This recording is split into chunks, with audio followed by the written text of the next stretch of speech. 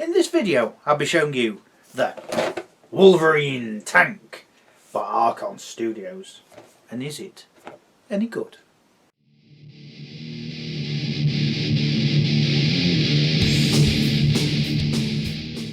The reason why I'm doing this video is that Mantic Games are, or have, by the time of this video's release, added this tank to Firefight, their futuristic army level game.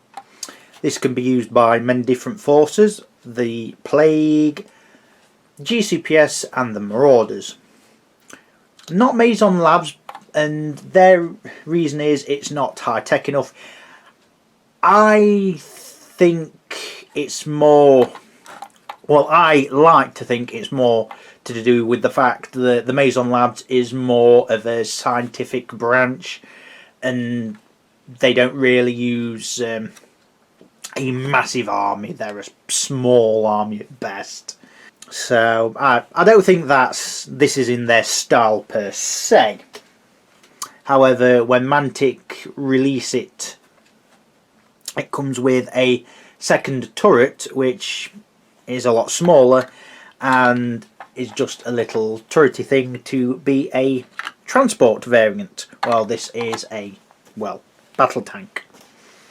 This is a hard plastic kit, and it does come on about 5 different sprues. So you will have to clip it out. You'll probably have to sand or cut the nubs off that you'll more or less find. That will make the tank fit together a lot more easily. And it's fairly good for push fit to see how everything goes before you glue stuff together. But before we go into that, I'll show you the details on the outside. So this isn't all the bits. There's a bit that's meant to go here, there's a bit that's meant to go in between, there's a bit that's meant to go there. I think they're barrels of oil or fuel or something, and the bit that's meant to go here and here is meant to be, I don't know, wood or something, I think. But there's quite a lot of detail. This isn't stuck in, this is just no, this isn't glued in, sorry, it's just stuck in. This bit's just glued in, and because it's just held on by friction, it's held on really nicely. So you could have this just opened up or closed down however you want, and you could have a tank commander riding at the top there, which would be very cool. The bottom of this bit isn't glued in either, and it's a very snug fit. And as you can see, with this rocking around and this rocking around, they're not glued in, mainly because I'm going to paint the interior. I haven't really done that before, but for this tank I think it's worth it. I'll just show you the rest of the detail. Well, I'll tell you what I'll do is I'll take the turret off so you can see the rest of this a lot more better. This middle bit I think I pushed in, these bits are glued in. This bit is not glued in, and unless you don't want it to move, which it's probably not worth it to be honest, but you can have this bit. Come on, I have got it up, come on, there we go. Yeah, you'll probably have to push it inside, so that opens up like that, kind of like the old Games Workshop tanks, which this does have a lot of aspects to. It's kind of, the slanting way of the track kind of remind me of a Lehman Russ, whereas the flatter design reminds me of a Chimera, so it's kind of a mix of the two. It's got a lot of rivets on it, which some people don't like. Personally, I don't mind. It's not going to affect anything for me per se. These bits are already on. You don't have to glue these on, which is nice. This all manner of gubbins is already on. Don't have to glue this on. This bit's already on. This whole bit is one piece. Apart from this, you have to glue this on and this. But we'll get to that. We'll get to that. The top section, all of this section and these you don't have to glue on, apart from this back section. There's no point in which it stays on, you just have to glue it and hope you can get it parallel. It's a bit annoying. There are some pieces on this kit like that where there's no point, where it just stays and you put a bit of glue on. That's it. You have to be a little bit patient. That's a bit. There's some bits on the turret. I'll show it in a moment. To the underside, they've even put some detail on the other underside. I don't know why you won't actually see this. Although I suppose if you use this as a terrain feature, you could have this on its back, and then you'd see it. I suppose these sections you might see with this more riveting here, which is nice. It's nice. There's some more detail. Are these the same? Yeah, they're the same on both sides. More riveting detail on here. Lights on each of the tracks. And the tracks, these are a bit different to the Games Workshop of old. They're a bit more raised, and they haven't got the winged bird motif on them, which is nice. You can kind of see the wheels. You do have to glue the the inner section on, which, yeah. The only bit of these you have to glue on is this bit. Everything else you don't have to. And if you're careful, this can open. I probably should have left this bit off and then painted underneath, because this bit's separate. This bit isn't actually glued on, which I suppose if I just paint it silver or something, it's not going to matter, but you know. So I'll take this off. There's some detail on the other side, and there's a reason I've got all these weights on. It's because I've cut this bit down. Now you shouldn't, because this with friction will just hold it on really well. Without that middle bit, the turret will be too front heavy and will topple this bit forward too much. So that's why I've got this bit here and all these bits. It helps a lot. Yeah, don't do it if you don't need to. I honestly, that's the only regret I have somewhat. But because of what it is, I might not even bother painting the underside of this. I might just leave it grey. It's really just the top bits that I'm bothered about, and the inside. So as we can see here, it's all mesh. All this bottom bit's one bit. Don't have to glue it on. I'll just show you the other side. Yeah, this is all one piece, and they've put a lot of effort into the detail. You can't say they haven't. Enough seats for 10 people, because there's 5 on one side and 5 on the other.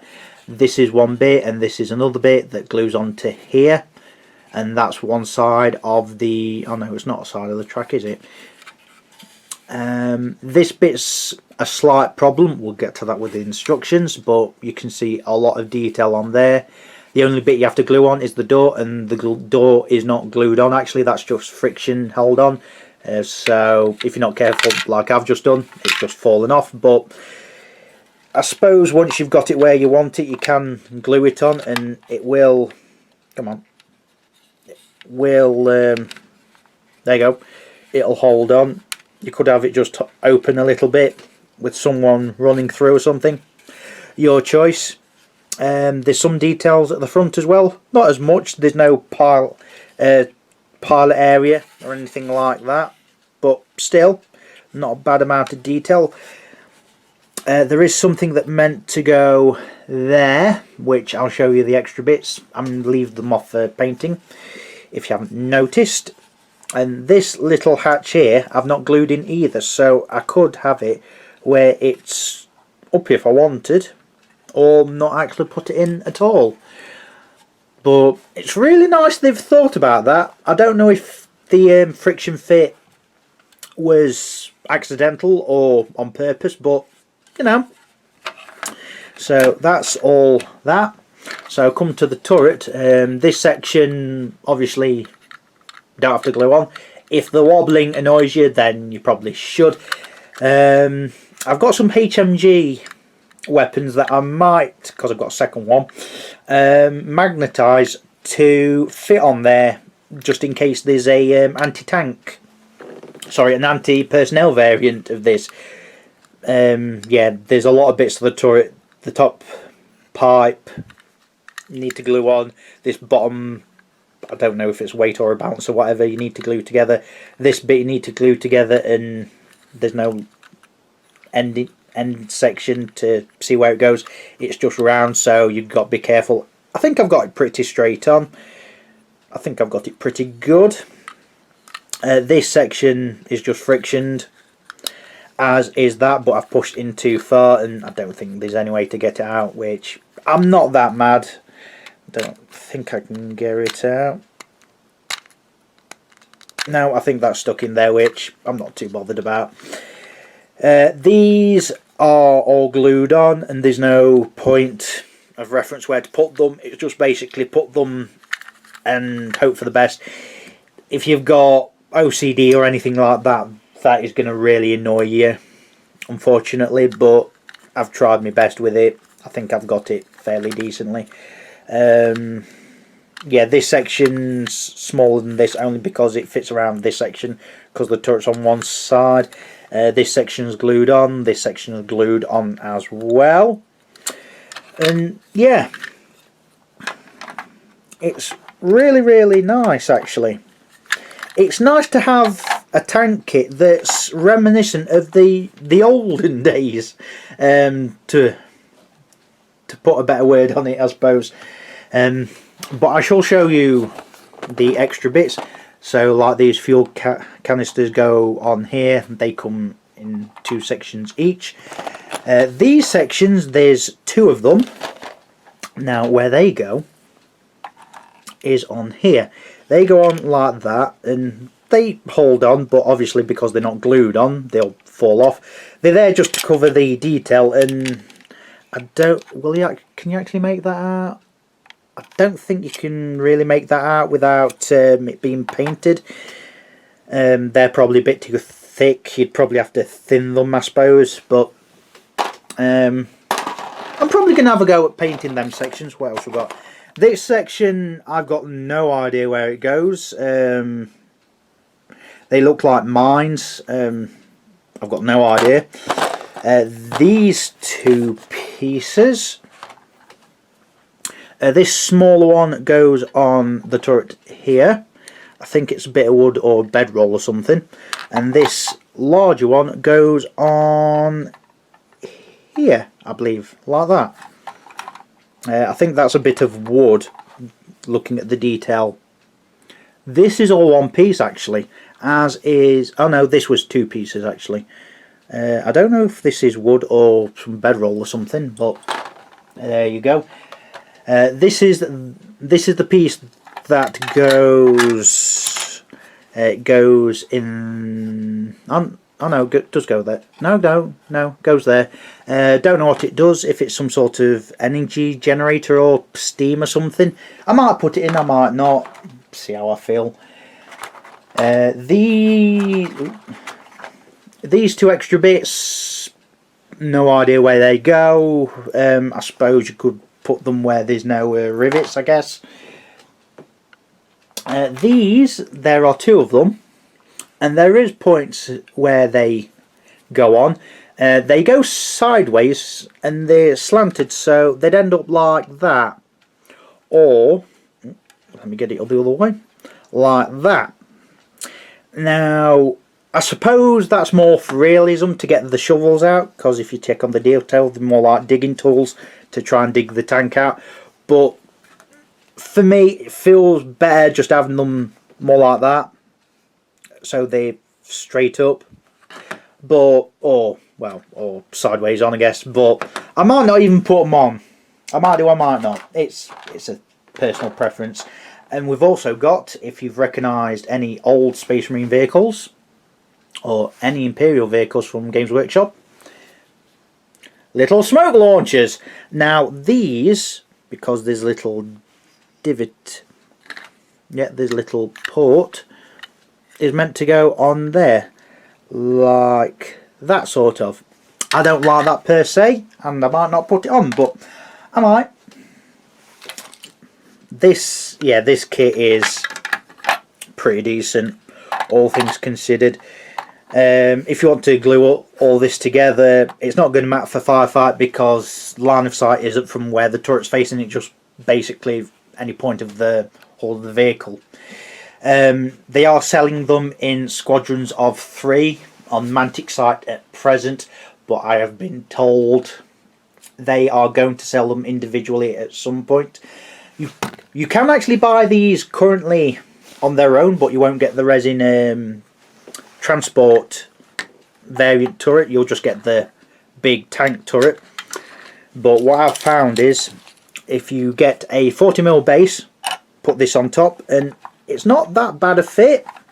And what might help is if you get a 20mm base, put that in there, and then glue this on top of that base, and then put some gubbins on there, like some aerials or whatnot.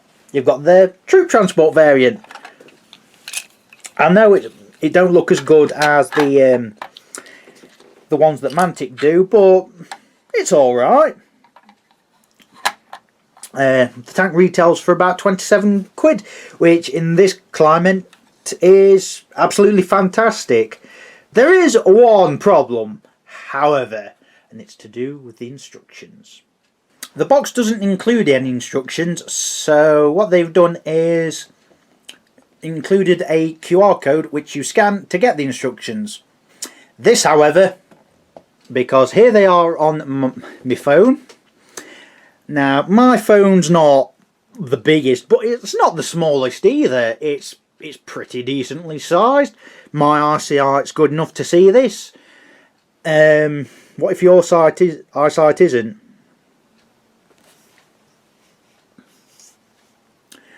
Yeah. I couldn't tell you what these different colours mean. They're yellow, that's green. They're a sort of bluish grey. They're grey colour, that's red. I don't know what the colours mean, if they mean anything at all.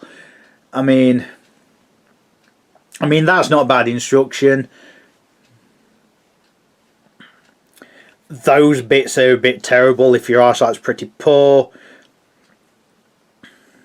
I mean, that's awful if your eyesight's terrible. So's that. This bit is awful. This is just wrong, because this looks like this bit just goes right through to the end of this part. Problem is, it doesn't do that. What you should do instead is glue it to this part. Not to this bit. And there's some smaller wheels, and you should do that with them other smaller wheels. In fact, it tells you to do so. What you should do is get all the wheels, glue them on the other side, get that piece of the tank, glue that to this bit, which it will show you later on, then put the track on, and also leave that bit on till after you've put I'll just get the tank, after you've got this bit on, because this bit's one whole piece. And then what you want to do is glue the light to this piece.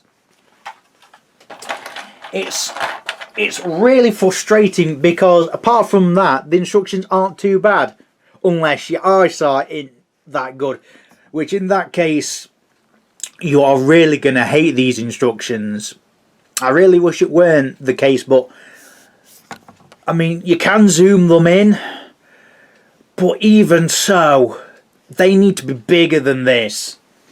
They should have included instructions. And there's not that many pages. There's 10 pages. And really, it's technically 5 pages if you do them double-sided. You don't even need to include this bit. It's just really 5 pages, that's it. And then a tank that's 27 quid in this day and age, in this economy. That's really an American term, isn't it? But it's a really good priced tank, and they could have printed the instructions out. I feel like they've added too much detail in. That's why they've not printed the instructions. I think they've made it look so perfect, but foregone the best, one of the necessary things for it. Such a shame. It really brings it down. So yes, it is a good tank, but the instructions could have been so much better. It's a shame as well, because in this climate it's really affordable. 27 quid for what it is amazing. And Mantic at the minute are selling them in squadrons of 3 for 75 quid. And you get each one with a troop carrier turret on it as well. So you've got 3 tanks with 3 different options on. You have choice. And choice is good. So if you just want one tank, either wait or see if you can get a hold of one. They're not too bad to get hold of, especially from Leadbelt Games, which I'll link to their Facebook page below. So, without further ado, goodbye for now.